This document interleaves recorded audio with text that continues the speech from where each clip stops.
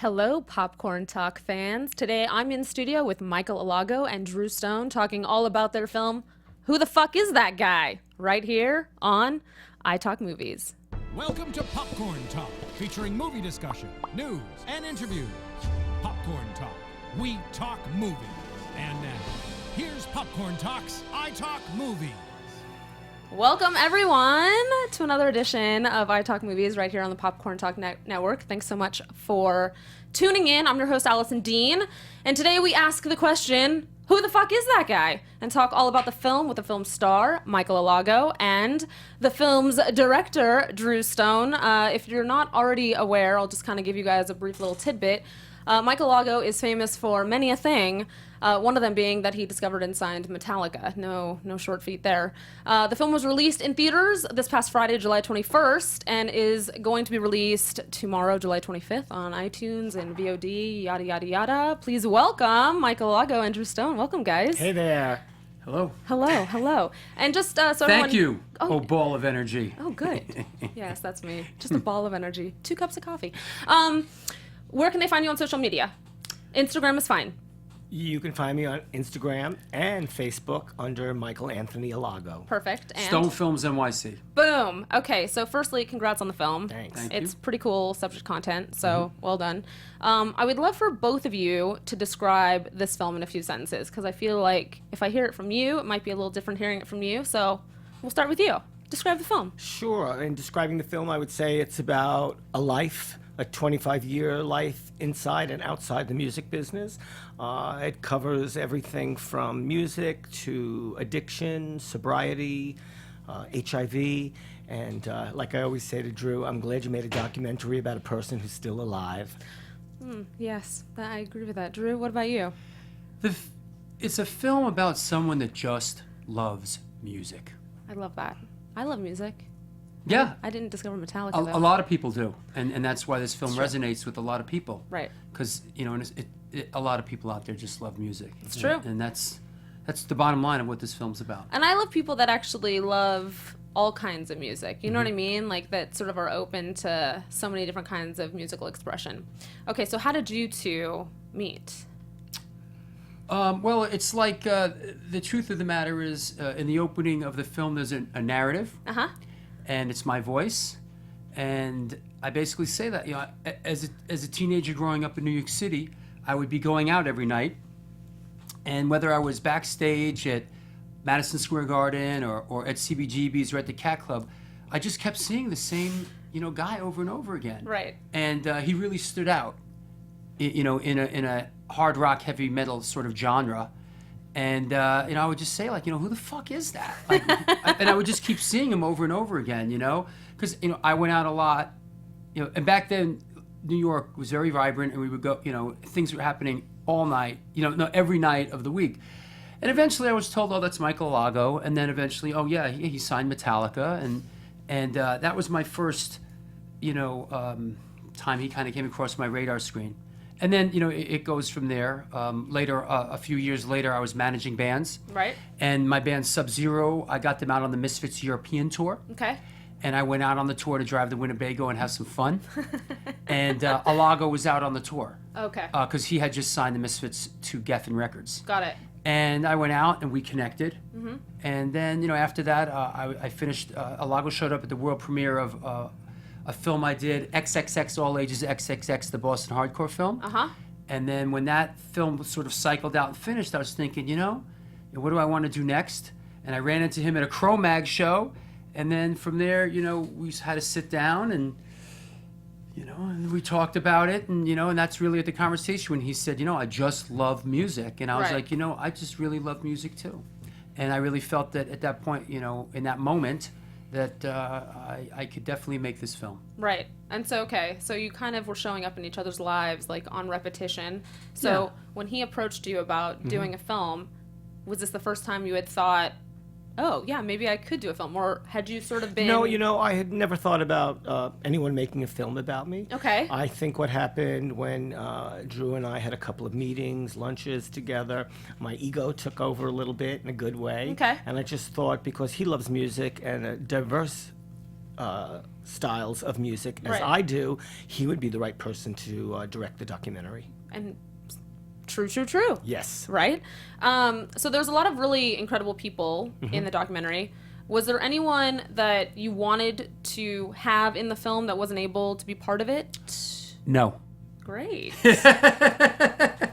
Really, no. Right? There wasn't anybody that... No, because the water kind of found its own level. Like when you make, or when you, in this particular case, and, we gravitated to the people that were available and were enthusiastic about being a part of it. Right. And what happens when you make films like this, or when I make films like this, is that, you end up with a certain type of person saying something and you realize, well, we don't need that again. Right, totally. So you get like that person, and it wouldn't, in a way, like, okay, yeah, it would have been cool to, do we really need to talk to another person in Metallica or another person? And we have that. So You have the representation covered. yeah, correct. and that's what happens with a film like this. So Was there anyone that called you and said, "Man, I really wish you would have called me"?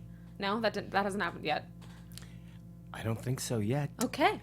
We haven't heard that voice yet. Okay. No. I mean, there's a few people that would have been kind of cool, to track down. Right. Yeah, But it's tracking them down, though. Well, but in the end, I didn't feel like we really needed it. No, Like, I mean- there was some chatter at some point about Patti Smith would have been nice. Okay. Because Michael's friends with Patti. Right. But by that point, the film was, close to the end. Got it. And I wasn't sure, Like where it would.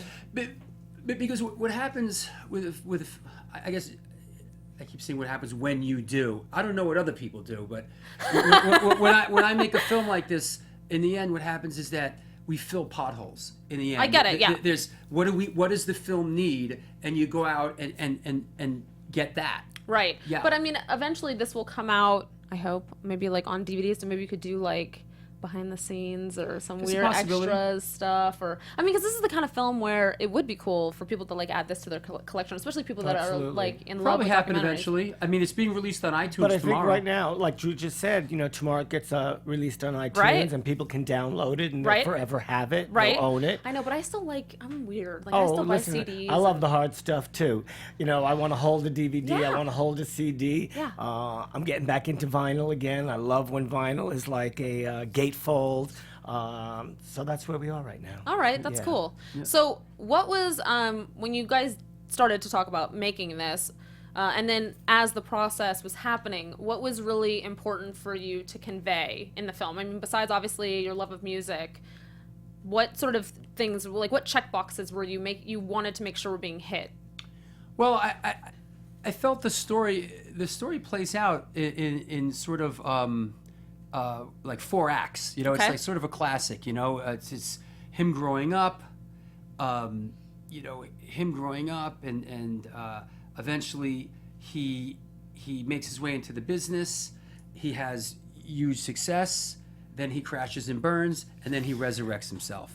So I mean, that's sort of the template here, And So those were the check boxes. But I think when someone watches the film, what do you want them to walk away and say? Like, what would be the best reaction that someone could have after watching this film? I think that the best reaction I think people could have is that they're getting to see a wide variety of artists up there who they may have loved but never saw in this context before. Okay. I think they're going to walk away with a person, myself, telling the truth about his life. Right. And when you tell the truth, I think people respond to that. Absolutely. So I think they're going to be happy that I lived and that they got to hear all these different artists talk about music and the scene in New York in the 80s and Right. about my working with them. And, everybody has a different point of view about that. So It's actually kind of interesting. So I don't remember if it was the Variety article that just came out or the Hollywood Reporter, but they mention the Defiant Ones on HBO right now and Yeah. how that's like, a 4-part series kind of a thing. And I could see like the subject matter of your life just because, I mean, there really is so much there that could have been chronicled in like a long format type show. is there a part of you maybe where you're thinking there's like a version 2 or? Actually not. Okay. Actually, I think that part of the reason that this film works is the pacing. Okay. And it's an exciting film, and it's a rock and roll film. And I think that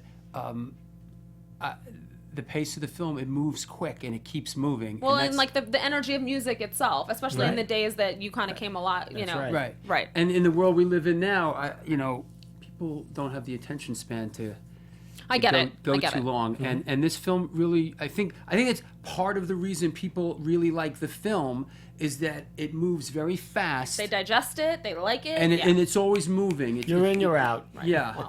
so to speak. so to speak. Not get Michael. crazy here. I know. Okay, so this one's for Michael. At what point after signing Metallica did you realize that they were something truly extraordinary, like Rock and Roll Hall of Fame extraordinary? Was Right. there like a moment?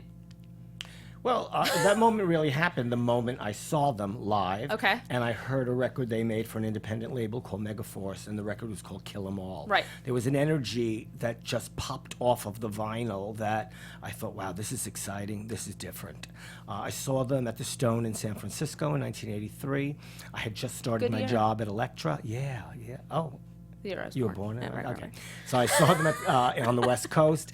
I had just started my job at Elektra, and I didn't know what to exactly say to people at Elektra. Because you didn't know how to sort of like package That the is sound, correct. right? So I met with Lars for a moment. He gave me his number. I gave him my business card. At the end of 1984, he called and said, "We're doing a summer tour with Raven and Anthrax. Will you come?" Of course, I'm going to come and see y'all. So I did. It was August of 1984. It was a sold-out evening at Roseland, and like I say in the film, there was an electricity in the air that just kind of blew everybody away.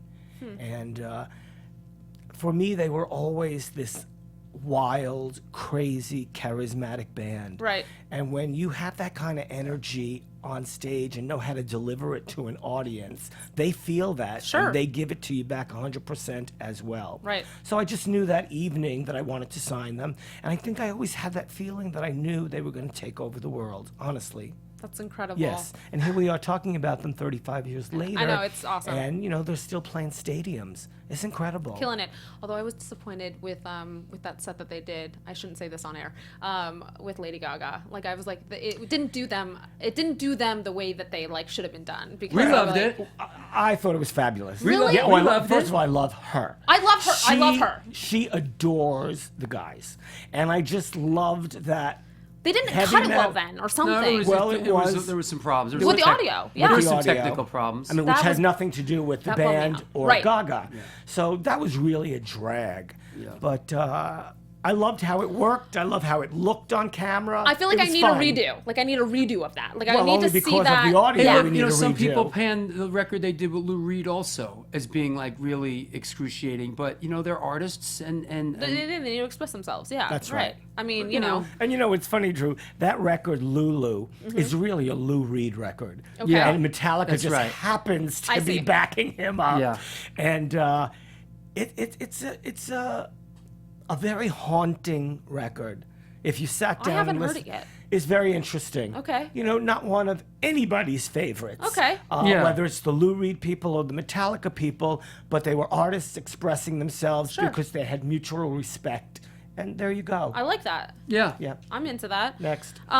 Okay, so one of the topics the film addresses is being a young homosexual in the hard rock and metal community. Mm-hmm. So how were you affected when rock icons like Rob Halford from Judas Priest became open about their sexuality? Oh, I thought it was fabulous because I never saw a closet in my life. Okay. I was always out. Right. I never thought about it. Right. I was just open and honest about everything, and I think that openness is what people responded to. So, when I knew that Rob came out of the closet, I just thought that was effing fabulous. So, like, in terms of the climate of the community, though, because, there is sort of like a stigma behind yes. the metal and hard rock scene. It's a lot of macho-ness and, the tattoos and Name calling. and, all of it. And so it's like, it's interesting, I think, from your vantage point to sort of see that scene in a very specific way and then slowly see these other sort of iconic people emerge and stand their ground with it and see how everyone else reacts to that. Because your vantage point obviously is different than what mine would have been, perhaps. Absolutely. Do you feel like it inspired other people in the community that maybe weren't out of the closet? Yeah. Yeah. Well, like I said, I never saw a closet in my life. Right. When I was at Elektra, I was out every single night. Right. When I was going to metal shows, I'd get my few beers on, and I would just throw myself into the audience and talk to guys and Talk to whomever. whomever. And Hello. it's like a thing that I never ever had a problem with people. That's great. It's very strange, but also very welcoming that people always responded to me in a very positive way. I think that you're a great example of someone who you kind of set the tone for anybody else that doesn't feel like they can be their true self. Absolutely. You're a terrific example of the kind of success that can happen when you own sort of who you are. are. Absolutely. It's wild. These last couple of screenings that we had, a couple of guys came up to me and said, I'm gay and I'm Puerto Rican as well. And thank you for always See? being honest, And that's beautiful. I agree. I totally agree with that. Great. I'm Okay. straight and Russian Polish. Boom. Love you. I'm Russian Polish too. How funny. Hey. I'm like, I don't, yeah, that's all I can offer. The film also discusses addiction. So what advice do you have for people to combat addiction who are in the industry, especially since it's still very much sex, drugs, and rock and roll? Well, the only advice I could have for anyone is that if you're suffering, Right. You don't have to do it alone. Right. There's help out there in the world in many forms, whether it's 12-step meetings, therapy. And if you're sick and tired of yourself, the way I was sick and tired of myself at 47 years old, 10 years ago, I asked for help. And now, coming up October 21st, I'll have 10 years clean and sober. Congrats. And it's a blessing. Right. I wake up in my own bed. I'm clear. I'm focused. I'm grateful. And I could do anything. Have you had any experiences, like sort of, I mean, you obviously are very much in the same scenes. Well, I grew up in New York City, and we ran in the same circles. And look, this film wouldn't have gotten done if either of us were drinking or drugging. Right. It just wouldn't have happened. Well, you So- also can't have the same sort of, I think, level of clarity in the storytelling, if that were Well, the that's case. one thing that we do have is some clarity here between me and Michael in making this film. I mean, we have our moments of confusion, but a lot of focus went into this. Sure, it had to. And look, anytime I'm an independent filmmaker, and a lot goes into this. Right. So it just couldn't have happened, any other way. And at this stage of the game, I enjoy really having my focus. I spent a good long time sort of, carrying on and all that. So, it just doesn't interest me, anymore at all. I mean, I just think more people, it afflicts so many people, so it's absolutely. like, Yeah, you Well, hear about it that's- more than ever these days. Yeah, you do. And the film deals with that, it deals with that in a big way. Right. Because look, I feel like Alago was around for really the last great ride in the music business. well, like sort of before, I think, the way social media has sort of changed the whole breadth of the The music whole industry. template of It's how significant, right? record companies market and promote records these days, Right. Right, but also as an A&R person, he had the big expense account and It was a different time period. What I'm saying is he was there for the glory run. The glory days. Yeah, he was. I was an A&R person who went out every single night. These days you hear about how people look at music numbers. Well, how many numbers does that young band's video have? You know what? Those young people could be there every night going like. To me, just reading about numbers on Instagram and Facebook and Twitter is cold and indifferent. It doesn't really tell you who that artist is. But, the world has changed so much, and I'm glad that when I did A&R from 1983 to about 2005, it was just extraordinary times. Right. Yeah. What was the hardest thing to reminisce about in making the film? Was there anything that was hard to reminisce about? I guess the hardest thing to reminisce about was talking about like my HIV status. Okay. It was always painful, but you know, I've known that I've been positive for about 25 years now. So I deal with it openly. Right. I take my meds, and the beauty of not drinking and drugging anymore, taking my meds on a schedule, there's no virus in my body right now. They can't Right. even find it. Right. I'm at like a 0 detection, which is extraordinary because at the time in the 90s, they were just starting to get these pills, these antivirals, and later what they call the cocktails. And like Danny Field says in the movie, I was at the tail end of making it. And here I am, you know, and Thank I God. feel Yeah, fantastic. that was definitely the one of the toughest parts of the film Sure. to tell. I mean, it's easy, you know, when everyone's like, you know, he's fabulous, he's Happy. great, Right, you right, know, right. it was wonderful. Right. He came in, he signed us, it was great. What else? But you know, you can't make a film of just that. No. It needs to have sort of There has the to be a- realness and Yes, the of true. course. Yeah. Right, you gotta have a balance. Of course. You know, so and this film has that balance. But you know, talking about the drinking and drugging days and how ugly that was, and then becoming HIV positive, you know, you want to finesse it and sort of we just wanted to put it across the right way. Well, I think it's also important in this just the sense of how people can rise above it all, right? Yes, of and course, that's sure. that's a significant On both thing counts. to tell. Right, absolutely, right.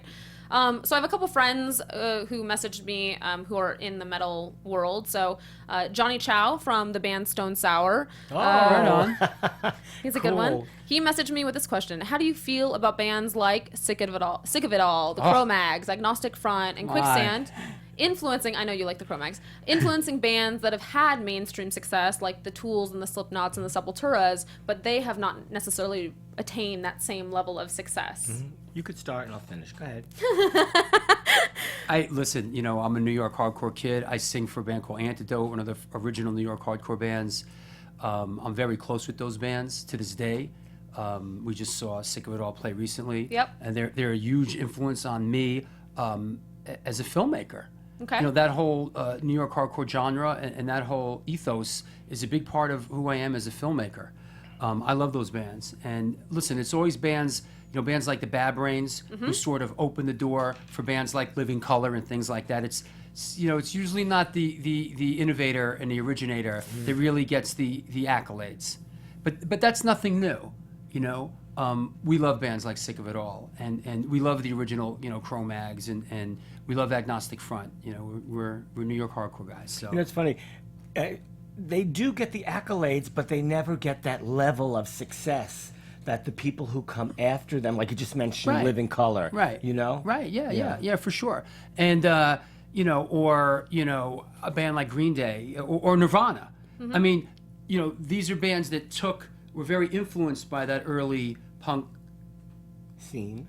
and you know, really incorporated into their music. Right. You know, but you know, Sick of It All we love. Sick of It All. It's funny, we were just listening to Sick of It All yesterday, and we were just like, I just said, I love them, man. They're Yeah. just, to me, they're like, I think Lou Color's like the greatest. He's one of the best frontmen I've ever seen in any genre. You Wow. know? Yeah. Yeah. Wow. We go to a lot of. Me and Well, you'd Alago- hope so. We're out all the time, still. We still go out a lot and see bands, and a lot of the bands we see are like super hardcore bands. I mean, I must say, Alago loves a lot of really hard music, a lot of stuff that I don't particularly care for. Got it. You know, like. Well, you he know, likes noise. I do. He likes some noise. He I likes do. super aggressive. Like I love Swans. You know, most bands play on 10, they play on 12 for 2 hours. And I love it. he But you- loves like death metal stuff. Right. I can Yeah. only take like in certain doses, I guess. Did you want to add anything to that? Well, you know, I still listen to Agnostic Front. Drew and I always go out and see them when they're in the tri-state area. Love the Bad Brains. I still go out and see the Cro-Mags. There's a metal band that I absolutely adore these days called Black Anvil. Okay. They're on Relapse Records, and they make extraordinary records. So when you're like seeing these other bands, I mean, and obviously you love a lot of these bands. Are you still doing anything to try and help in I guess whatever ways you may still be able I to? think for myself, because I'm not officially, you know, in the music business like I used to be, you know, I just talk about everybody on all forms of social media. Okay. Well, and I think that's the support. You just did the blood clot deal. Yes, last year I got my friend John Joseph, who's in the Cro-Mags. He has a new band called Blood Clot, and I love him. And I got them a deal with Brian Slagle's label, Metal that counts. Blade. Okay. Yes, it does. There That's you go. right. And a terrific producer named Zeus produced the record. Cool. And, Hatebreed and all that. Hatebreed, that's right. And that came out, what's today? Monday. It came out last Friday, the album. Yeah. And I think it's going to do well. They're on the road with Negative Approach. Negative Approach, that's right. I So, love it. There you Negative go. Approach. Yeah. Okay, so how do you feel about the evolution of metal through the years with hybrid bands coming out, like System of a Down, Chimera, Deftones, Linkin Park? I mean, it was okay. So I think You call them hybrid bands? well, Yes. in the sense of they're not necessarily, you can't pigeonhole them to one specific form of metal. They're not like death metal or thrash metal or No, of speed course, metal. of They're course. like there's like layers to them. There's melodies that have Everything been there's an evolution to everything. Of You know, course. nothing stays. There has to be. And art is cyclical in nature, and it comes around and around, and other people build on it. Right. And that's that's the beauty of it, and different genres branch off, and new kids come up, and you have your traditionalists, and then For sure. we love all kinds of music. Yeah. No, You but know? I just think it's interesting in the sense of sort of the vantage point that you had, seeing Metallica I think is a good example because they have sort of, they came in and they shook things up on some level, right? On every level. On every level. Right. They shook things up on every level. But what they managed to do was incorporate thrash and old school Right. and classic metal into this one thing. When you bring up newer bands like System of a Down and, just because he's on my mind, when you bring up Linkin Park, Right. these were people who loved hard rock and metal, but they also loved hip hop. And Linkin Park managed to bridge that gap and put those two genres of music together in a very, very beautiful way. I wonder if there was like a band that came out in the last 10 years where you if you were doing A&R like 10 years ago, right, as your first round of A&R, like is there a band that you were like, oh my God, I wish I had something to do with that band. Is there anyone that comes to mind for you? Well, they've been around for a long time, but I love everything Tool and Pucifer and A Perfect Circle. Those all three are Maynard's bands, and I think he's just so brilliant. I just bought a wine. One of them has does he have the winery? One of them does. I don't know. One of the band members. Really? What? I like You're like, Aven- I have a winery. I like Avenged Sevenfold. Yeah, yeah. Cool. I find them really, modern, and I hear all the influences in them. I hear AC/DC, I hear Guns N' Roses, I hear and I really enjoy it. Right. I already asked this question. Okay. Do you think that record companies still play a significant role in a band's success? Well, that's a tough one. What I can say is I'm thrilled that I did A&R in the years that I did A&R because these days, like I said, I don't think record companies get it like they used to. I think A&R people are filled with fear about signing stuff because, if you don't sell 500,000 records, you get dropped. Right. There's no such thing as artist development anymore. Right. Back in the day, if I signed someone and they sold 50,000 records, my hope was, was that because their video was on Headbangers Ball at 3 a.m? Was it because we had them on tour? We gave them tour support for a year. How did we sell that record? And if we had faith in this band that just sold 50,000 records, we'd make another record and hope that you would, grow every time you put out something. Right. These days, people don't take a chance like that anymore. So I'm happy that I can work independently. Like I worked independently on getting John Joseph his Blood Clot deal. In 2009 and 2010, I worked as an A&R executive on 2 Cyndi Lauper records. Right. And the last one, Memphis Blues, that we did in 2010, got nominated for a Grammy for Best Contemporary Blues Album. So Wow. it's all very interesting. Yeah, it is very interesting. Okay, so have you always been interested in poetry and photography, like in the days that you were doing Oh A&R? gosh, yes. Oh. Oh yeah. I'm a book lover. Okay. If you come to my home, Books. there's books, floor to ceiling. Now they're stacked on the right side of my sofa, about get I'm it. like, why this don't you high. get some more shelves in here? Or Right, something, right, please? right. Get another You know, storage I've room. always loved poetry. You know, I've loved Rimbaud and Baudelaire and the French existentialists and who else? What did you ask me about? Books and what else? Photography. Poetry. Oh, photography. Oh. Yes, I've always loved photography. I always loved taking pictures. When I was 1976, I used to carry around a little plastic Kodak 110 that I ran around the clubs with. And more so in recent times, my medium is the iPhone, a Polaroid when I can get vintage Polaroid film, and sometimes a 35 millimeter camera. And your photography, though, interests have also sort of evolved through the years, yes? Or do Yes. you feel like it's, like, I don't know, what's next for you in the world of photography? Right. Well, I have 3 books out right now. Oh, just and 3? No. And they're all, male erotica. Okay. And I'm working on an erotic book of Polaroids that I took in the 80s and 90s. That's amazing. Of men Just that a coffee table picked book. up. A coffee table book. Love it. It's going to be really interesting. I love it. And I love the format of Polaroids, Oh, totally. It's like, you get that one picture, and if it ain't happening, Right, that's you know, it. you One got and done. nothing, right? Right. But I must have about 10,000 Polaroids, which I don't know what that says about me when I say that they're I all like it. erotic. I was busy. You like I was what you very like. busy. You like what you so like. yeah, exactly. So I'm working on this book, putting this erotica Polaroid book together, and I hope to have it out sometime in 2018. Wow. Yeah. All right, Right on. another question from the metal community. TJ Frost, lead vocalist of The Elite, wants to know, since you're currently focusing more on photography and poetry, could there be a band that would pull you back into music in in a heavy way? Oh, of course that could happen, but you better be friggin' great, not beyond good. great. Well, great. Great is great. Okay, great is great. It's like when you say to somebody, I'm going to go into this with 150%. There is no 150%. You go into something 100%. I wish for that all the time because in over 25 years that I did A&R, I listened to a lot of demos, and they were all real good. They But weren't good ain't great. That's So true. in the end, I wound up signing maybe 2 artists a year, 2 groups a year.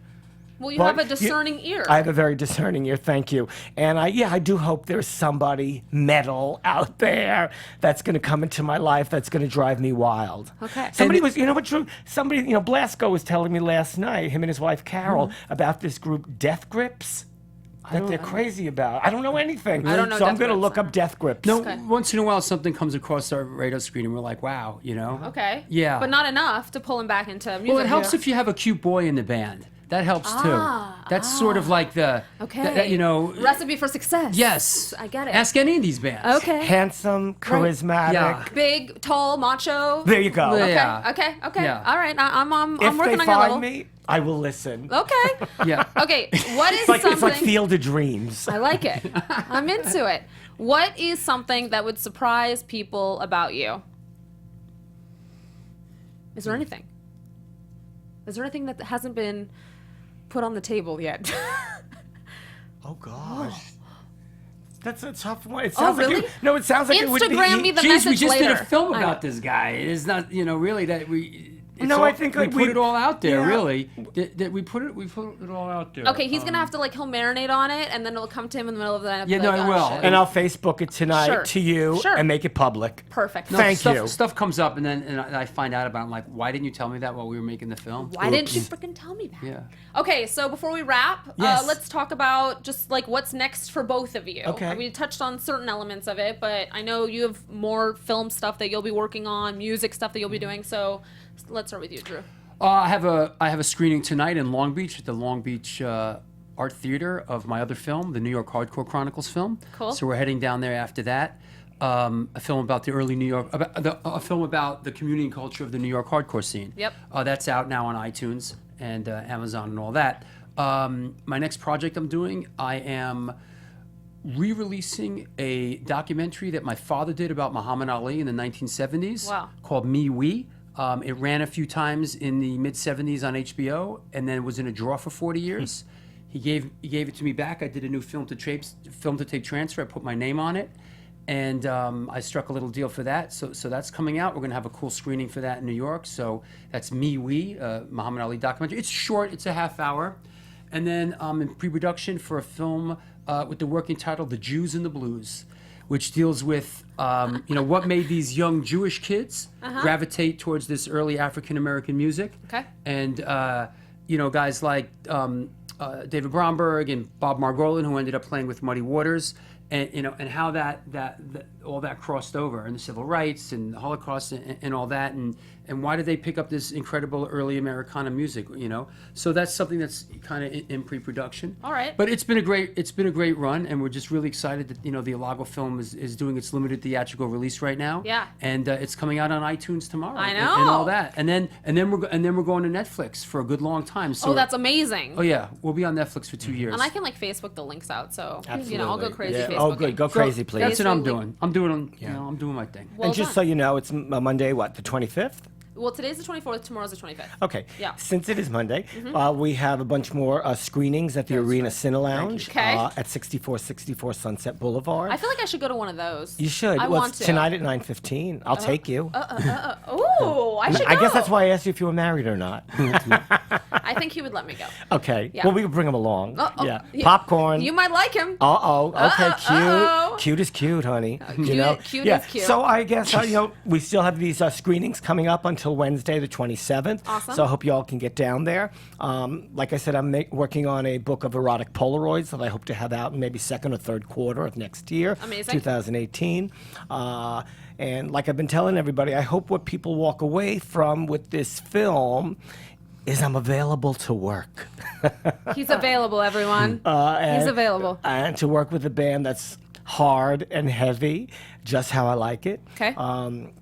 And I'm finishing up this little poetry book called Encounter. So I think that'll surprise everyone. You're very busy. I'm busy. You guys are busy. Honey, We're New I York- don't we're New know how York to, I don't know guys, how to you know? not be busy. I'm But, actually of that wavelength as well, so absolutely. I understand. And I thank get you it. so much for having Yeah, us on thanks for Popcorn having Talk us. today. Yeah. Thank you. Okay, Great. just say your handles one more time, and then we'll close it down, Hey, folks. this is Michael Alago, and my handles on both Instagram and Facebook are Michael Anthony Alago. I'm on Instagram at Stone Films NYC. I'm on Facebook. Just look me up, Drew Stone, and come check out the New York Hardcore Chronicles page on Facebook. Thank Boom. you. Right on. Hey everyone, I've been your host Alison Dean. Thanks for joining us. Go check out the movie Who the Fuck Is That Guy? And come circle back with us for some more iTalk movies right here on the Popcorn Talk Network. Thanks for watching. Thanks. From producers Maria Menounos, Kevin Undergaro, Phil Svitek, and the entire Popcorn Talk Network, we would like to thank you for tuning in. For questions or comments, be sure to visit popcorntalk.com.